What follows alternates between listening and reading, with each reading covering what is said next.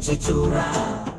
కుందేలు జంప్ చేసి చెట్టుకు తగిలింది, ఆకులు రాలిపోయి నవ్వుల మేఘం కురిసింది.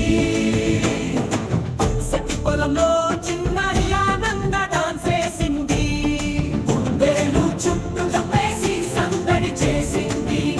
అది జారిపోయి ఒక కొండను తాకింది, చిన్నారి నవ్విది చిన్న సంపిలా ఉంది. కుందేలు పువ్వు వాసన చూసింది, దుమ్ము ఎగిసి అందాల రంగులు చల్లింది. చిన్నారి చప్పట్లు కొడుతూ నవ్వింది, కుందేలు ముఖం బొమ్మలా మారింది.